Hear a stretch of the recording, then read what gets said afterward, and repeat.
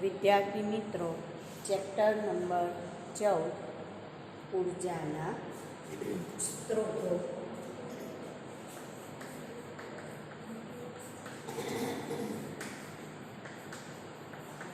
જેની અંદર હવે આપણે વાત કરવાની છે.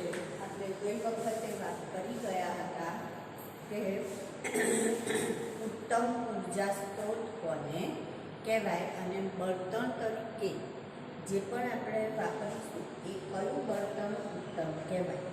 હવે પ્રશ્ન આવે છે કે અશ્મિભૂત બળતણ એટલે શું અને તેના ગેરફાયદા જણાવો. અશ્મિભૂત બળતણ એટલે શું અને તેના ગેરફાયદા જણાવો. તો પહેલું તો અશ્મિભૂત બળતણ કોને કહેવાય? તો અશ્મિભૂત બળતણ એટલે જે વનસ્પતિ છે, પ્રાણી છે કે જેમના અશ્મિઓનું શું કરવામાં આવે છે? તો કે જે કોહવાઈ ગયેલા પ્રાણીઓ અથવા તો વનસ્પતિ કે જે જમીનની નીચે દટાતા છે અને જમીનની નીચે જે પણ પ્રક્રિયાઓ થાય, જે તાપમાનમાં ફેરફાર થાય અને જૈવિક પ્રક્રિયાઓ થાય એના કારણે શું થશે? તો કે આ જે પ્રાણીઓ, વનસ્પતિ આ બધાનું કોહવાણ શરૂ થઈ જશે, કોહવાવા લાગશે અને એમાંથી જે બળતણ ઉત્પન્ન થશે એને આપણે કેવું કહીએ છીએ? અશ્મિભૂત બળતણ કહીએ છીએ. હવે આ બનવા માટે કરોડો વર્ષો જેટલો સમયગાળો છે. જેમ કે પેટ્રોલ, ડીઝલ, બળતણ ગેસ આ બધા બનવા માટે, કુદરતી વાયુ છે બનવા માટે ખાસો બધો સમયગાળો જતો હોય છે. તો એ પુનઃ અપ્રાપ્ય ઉર્જા સ્ત્રોત છે. એટલે જો એના ગેરફાયદામાં આપણે જોઈએ તો પહેલું કે પુનઃ અપ્રાપ્ય ઉર્જા સ્ત્રોત છે.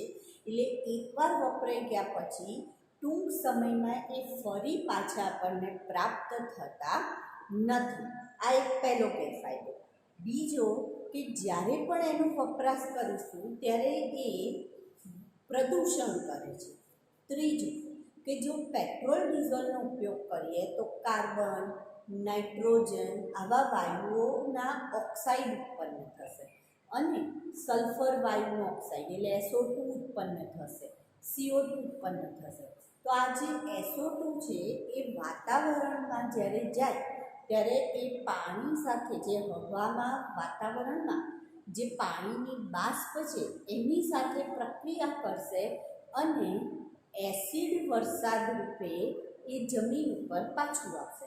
તો એનો મતલબ એ એસિડ વરસાદ માટે એટલે કે પ્રદૂષણ માટે જવાબદાર છે. તો પહેલી હવે આપણે વાત કરીએ કે અશ્મિભૂત બળતણ કોને કહેવાય. તો જમીનમાં લાખો વર્ષ પૂર્વે મૃત પ્રાણીઓ અને વનસ્પતિ જમીનમાં લાખો વર્ષ પૂર્વે મૃત વનસ્પતિ અને પ્રાણી દટાતા જાય છે. જમીનની નીચે શું થશે? એ બધા દટાતા જાય છે અને વધારે પેટાળમાં, પૃથ્વીના પેટાળમાં વધારે ઉષ્મા અને દબાણને કારણે તથા પૃથ્વીના પેટાળમાં વધારે ઉષ્મા અને દબાણને કારણે તેનું શેમાં રૂપાંતરણ થશે? પેટ્રોલ, ડીઝલ, કોલસો, કુદરતી વાયુ અથવા આપણે એને કહીશું બળતણ તેલ, બળતણ ગેસ.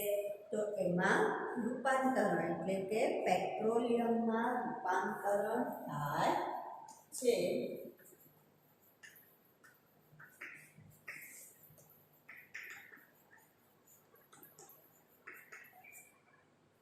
જેને શું કહેવાય? જેને અશ્મિભૂત બળતણ કહે છે. જેને શું કહીશું? અશ્મિભૂત બળતણ કહે છે. તો પૃથ્વીના પેટાળમાં અથવા તો જમીનમાં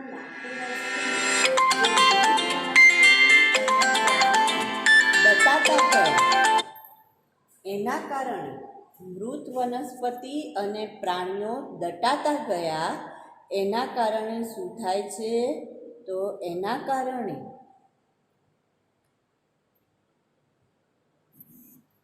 જે દટાતા જાય છે એના કારણે પૃથ્વીના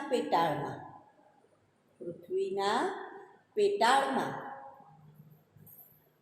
વધારે ઉષ્મા અને દબાણને કારણે પેટ્રોલ, ડીઝલ, કોલસો, પેટ્રોલિયમમાં એનું રૂપાંતરણ થાય, જેને શું કહેવામાં આવે? અશ્મિભૂત બળતણ કહે છે. હવે જેમ જેમ ઉર્જાની માંગ વધતી જાય તેમ તેમ શું થશે? અશ્મિભૂત બળતણનો ઉપયોગ પણ વધતો જાય છે. ઉર્જાની માંગ વધતા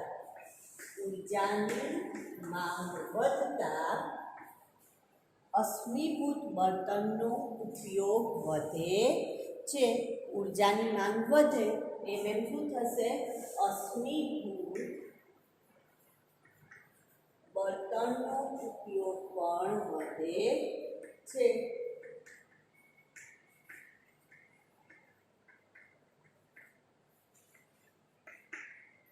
અને આ કેવા અશ્મિભૂત બળતણ કેવા છે? તો કે પુનઃ અપ્રાપ્ય સ્ત્રોત છે. એટલે ટૂંક સમયમાં એ શું થઈ જશે? તો કે વપરાઈ જશે, પૂરા થઈ જશે, પછી એનો તમે ઉપયોગ કરી શકતા નથી. તો હવે આપણે એના શું કહીએ છીએ? ગેરફાયદા. તો પહેલો ગેરફાયદો શું કહીએ છીએ? કે કેવો સ્ત્રોત છે? પુનઃ અપ્રાપ્ય ઉર્જા સ્ત્રોત. અપ્રાપ્ય ઉર્જા સ્ત્રોત એટલે કેવો? ફૂટી જાય તેવો ઉર્જા સ્ત્રોત છે. એટલે ટૂંક સમયમાં એ શું થશે? ફૂટી જશે. એટલે ફરી પાછો આપણને પ્રાપ્ત થતો નથી. બીજું, એના દ્વારા શું થાય છે? તો દહનથી એના દ્વારા એક તો એનો જે જથ્થો છે એને બનવા માટે શું થાય છે? કરોડો વર્ષ લાગે છે. બનવા માટે કરોડો વર્ષ લાગે છે. અને જથ્થો કેવો છે? તેનો જથ્થો મર્યાદિત છે. જથ્થો કેવો છે? મર્યાદિત. એટલે સમજી વિચારીને એનો વપરાશ કરવો પડે. ત્રીજું, શું કરે છે? તો તેના ઉપયોગ દ્વારા શું થાય છે? તેના વધુ ઉપયોગ દ્વારા પ્રદૂષણ થાય છે. શું થશે? પ્રદૂષણ. અને ચોથું, કે જ્યારે પણ એમાંથી કાર્બન, જો આપણે પેટ્રોલ, ડીઝલનો ઉપયોગ કરીએ છીએ, ખાસ કરી પેટ્રોલ, ડીઝલના ઉપયોગથી શું મુક્ત થશે? તો કાર્બન, નાઇટ્રોજન, સલ્ફર ના ઓક્સાઇડ. આના ઓક્સાઇડ મુક્ત થાય છે, જે શું કરે છે? જે પ્રદૂષણ માટે જવાબદાર છે. તો કયું પ્રદૂષણ કરી શકે? તો જો કાર્બનનો ઓક્સાઇડ એટલે કાર્બન ડાયોક્સાઇડ, તો એ ગ્રીન હાઉસ અસર કરી શકે. પછી સલ્ફરનો જે ઓક્સાઇડ છે એટલે SO2, તો એ પાણી સાથે ભળે એટલે H2SO3 બનાવે અને સલ્ફ્યુરસ એસિડ તરીકે વાતાવરણમાંથી વરસાદ રૂપે આવે, જેને આપણે શું કહીએ છીએ? એસિડ વરસાદ. તો જે શેના માટે જવાબદાર છે? તો એસિડ વર્ષા માટે જવાબદાર છે. એવી જ રીતના NO2 એ પણ એસિડ વરસાદ માટે જવાબદાર છે. તો આ અશ્મિભૂત બળતણ અને એના ગેરફાયદાની આપણે વાત કરી. કયા કયા અશ્મિભૂત બળતણ છે એના ઉદાહરણ આપણે આપવા હોય તો ઉદાહરણમાં આપણે લખીશું પેટ્રોલ, ડીઝલ, કોલસો, કુદરતી વાયુ, ન્યુક્લિયર ઉર્જા, પવન ઉર્જા અને હાઇડ્રોજન ઉર્જા, જેનો મોટા ભાગે ભારતની અંદર ઉપયોગ થતો હોય છે. તો આ કોની વાત થઈ? અશ્મિભૂત બળતણ.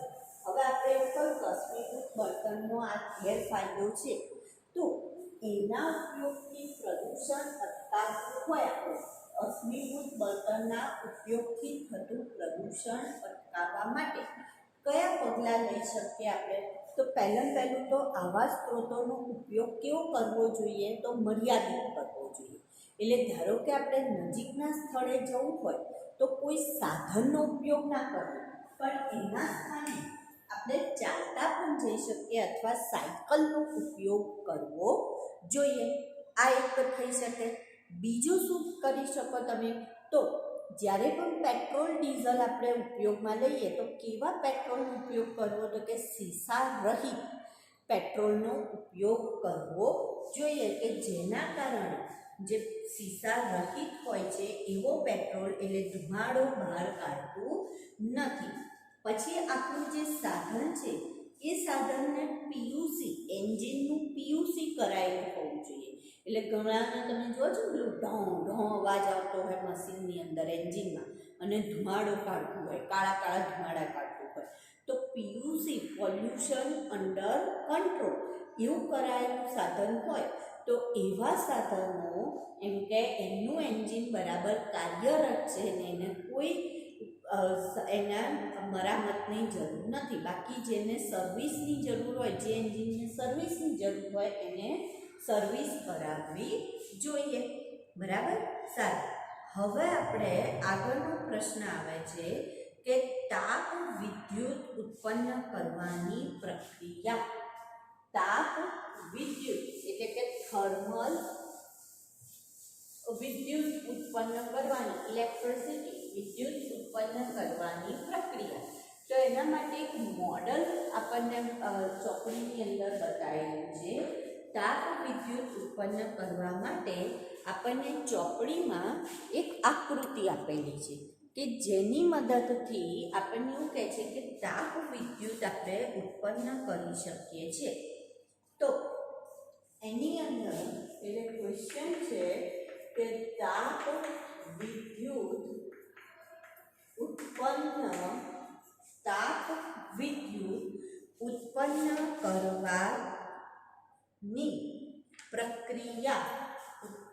કરવાની પ્રક્રિયા મોડલ દ્વારા સમજાવો.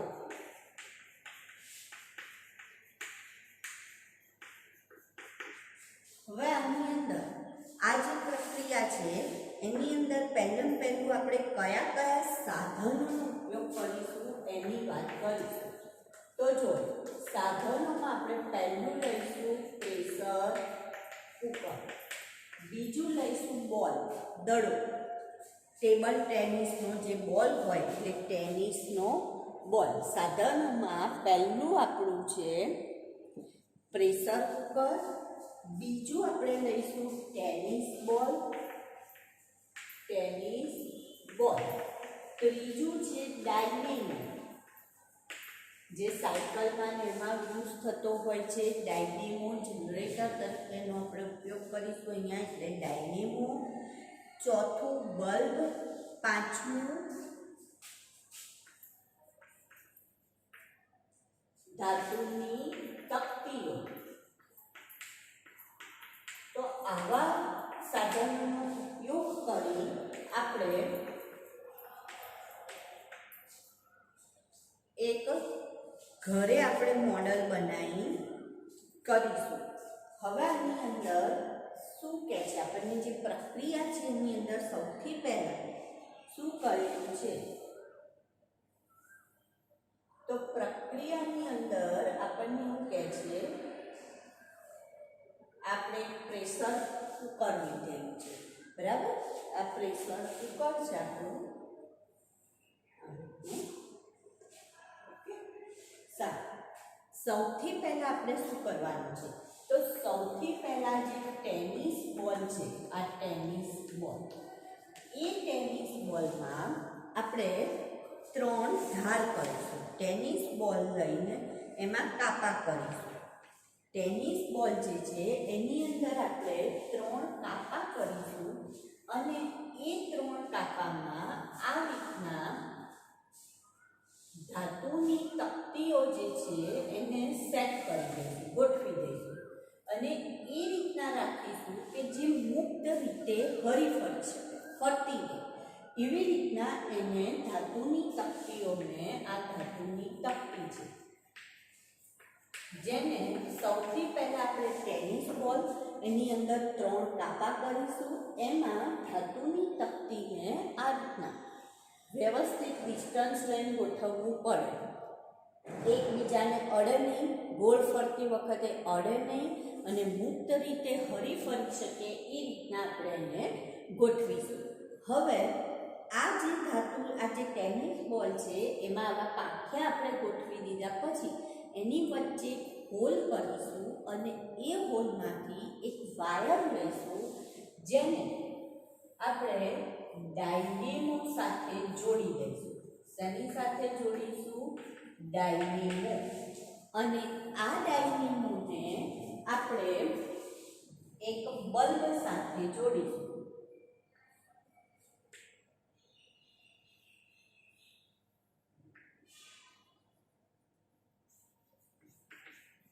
ડાયનેમોને કોની સાથે જોડેલો છે? બલ્બ સાથે.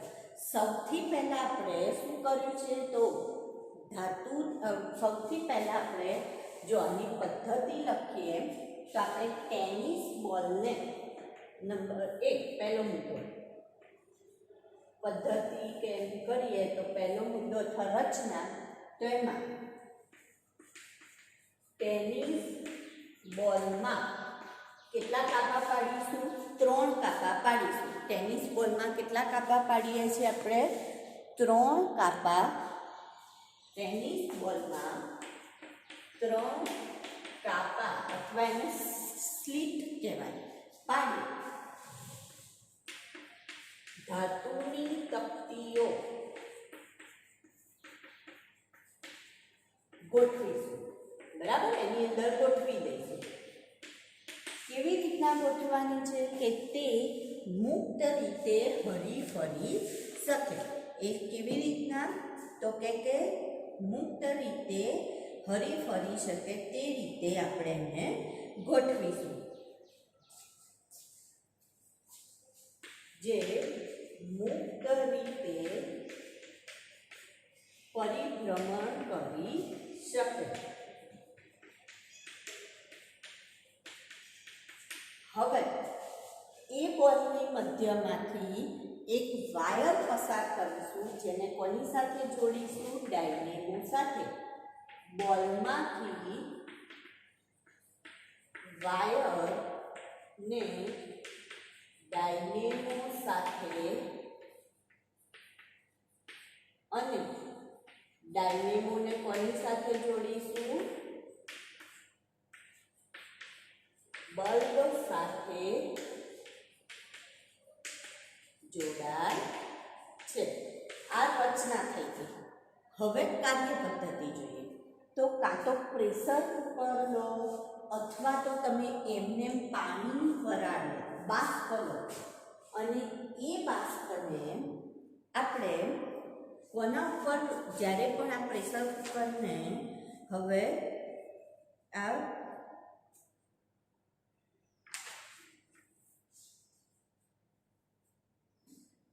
ગરમ કરીશું, અહીંયા શું આપીશું? ઉષ્મા. તો જ્યારે એને આપણે ગરમ કરીશું ત્યારે અહીંથી જે વરાળ હશે એ વરાળને કોના ઉપર આપણે પસાર કરીશું? તો કે આપણે કોના ઉપર જવા દઈશું? એને ટેનિસ બોલ ઉપર એને વરાળને જવા દઈએ છીએ. તો અહીંથી વરાળ ક્યાં જાય છે? ટેનિસ બોલ પર.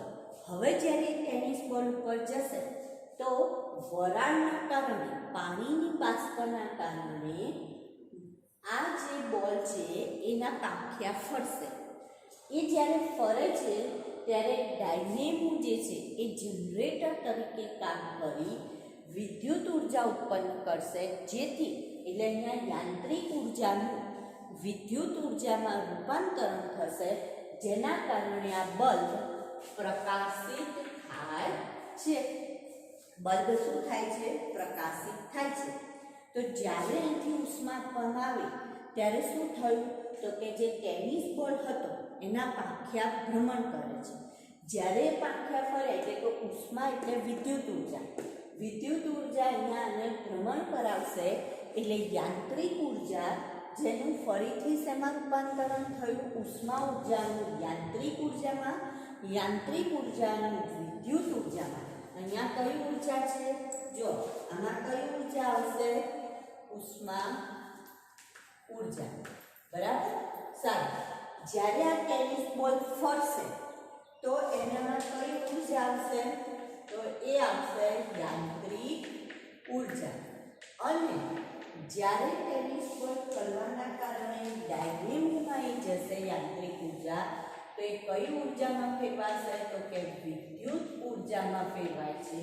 અને જેના કારણે બલ્બ શું થાય છે? પ્રકાશિત થાય છે.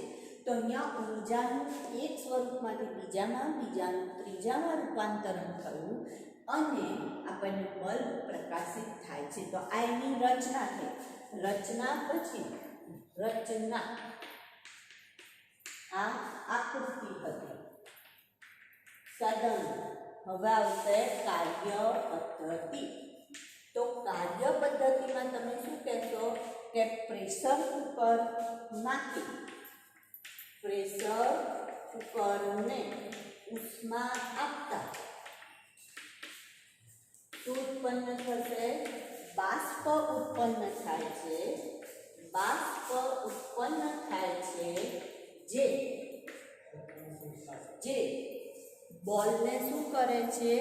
ફેરવે છે.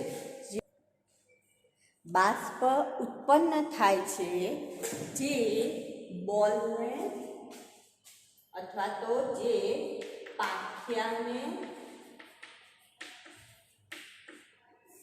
પરિભ્રમણ કરાવે છે, જેથી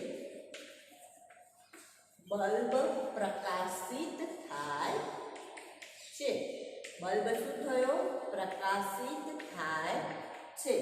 હવે અહીંયા કઈ ઉર્જામાં રૂપાંતરણ થયું? તો અહીં ઉષ્મા ઉર્જાનું યાંત્રિક ઉર્જામાં અને યાંત્રિક ઉર્જાનું વિદ્યુત ઉર્જામાં રૂપાંતરણ થાય છે. તો ઉષ્માના કારણે વિદ્યુત ઉત્પન્ન થઈ માટે એને શું કહેવામાં આવે છે? તાપ વિદ્યુત કહેવામાં આવે છે.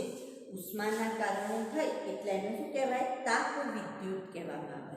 તમે જો અહીંયા સાબરમતી ત્યાં જાઓ તો મોટા મોટા પેલા ભૂંગળા છે, જેની અંદર કોલસો જે હોય છે એ કોલસાને દહન કરવામાં આવે અને એમાંથી તાપ એટલે કે ઉષ્મા મેળવવામાં આવે અને એની અંદરથી લોકો વિદ્યુત ઉત્પન્ન કરતા હોય છે. તો ઉષ્મા ઉર્જાનું યાંત્રિક ઉર્જામાં અને યાંત્રિક ઉર્જાનું શેમાં રૂપાંતરણ થાય છે? તો વિદ્યુત ઉર્જામાં રૂપાંતરણ કરવામાં આવે છે. તો આ જે સિદ્ધાંત છે અથવા આ જ કાર્ય પદ્ધતિ ઉપર આપણું જે થર્મલ પાવર પ્લાન્ટ છે એ કામ કરશે. કયો? Thermal power plant. તો હવેનો પ્રશ્ન આવશે, થર્મલ પાવર પ્લાન્ટ વિશે સમજાવો. થર્મલ પાવર પ્લાન્ટ વિશે સમજાવો. તો થર્મલ એટલે આપણે શું કીધું હતું હમણાં? કે જે કોલસો હોય એ કોલસાનું દહન કરવામાં આવે અને એમાંથી જે પણ ગરમી ઉત્પન્ન થાય, ઉષ્મા ઉત્પન્ન થાય, એમાંથી વિદ્યુત ઉત્પન્ન કરવાની. તો થર્મલ પાવર પ્લાન્ટ.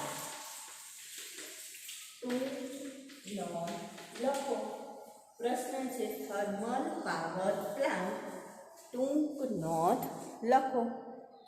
તો આની અંદર આપણે જોઈએ તો સૌથી પહેલાં બળતણના દહન દ્વારા ઉષ્મા ઉર્જા. પહેલું શું આવશે? બળતણ ને તમને શું કહ્યું? કોલસાનું દહન કરવાનું ને, એટલે બળતણના દહન દ્વારા કઈ ઉર્જા ઉત્પન્ન કરવાની છે? ઉષ્મા ઉર્જા. બળતણના દહન દ્વારા ઉષ્મા ઉર્જા ઉત્પન્ન કરવાની છે અને એ ઉષ્મા ઉર્જા ઉત્પન્ન કરવું અને તેનું શેમાં રૂપાંતરણ કરવું? વિદ્યુત ઉર્જામાં રૂપાંતર કરતા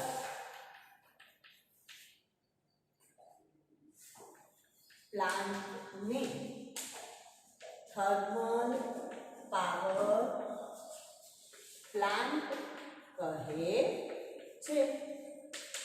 બળતણનું દહન કરવું, કઈ ઉર્જા ઉત્પન્ન કરવાની? ઉષ્મા ઉર્જા, અને એમાંથી વિદ્યુત ઉર્જા ઉત્પન્ન કરવાની, જેને થર્મલ પાવર પ્લાન્ટ કહે છે. હવે આની અંદર ફાયદો શું અને ગેરફાયદો? તો પહેલું જો ફાયદાની વાત કરીએ તો વિપુલ જથ્થામાં આપણને ઉષ્મા પ્રાપ્ત થશે, પણ એની સામે ગેરફાયદો શું? તો વધુ માત્રામાં આપણે શું કરવું પડશે? ઉષ્મા ઉર્જા માટે વધુ માત્રામાં અશ્મિભૂત બળતણનું દહન કરવું પડશે. તો આ પહેલો ગેરફાયદો કે વધુ માત્રામાં જે કોલસો વાપરવો પડે છે, એટલે વધુ માત્રામાં આપણે શું કરવું પડે છે? ઉષ્મા ઉર્જા માટે કોલસાનું દહન કરવું પડે, એટલે વધુ માત્રામાં અશ્મિભૂત બળતણ ઉપયોગમાં લેવાય છે. તો આ પહેલો ગેરફાયદો થયો. બીજો ગેરફાયદો કે બળતણ કેવું છે? પુનઃ અપ્રાપ્ય ઉર્જા સ્ત્રોત છે અને એના કારણે પ્રદૂષણ પણ થાય છે. ધુમાડા નીકળે છે ને, તો અહીંયા પહેલા આપણે કહીશું કે બળતણના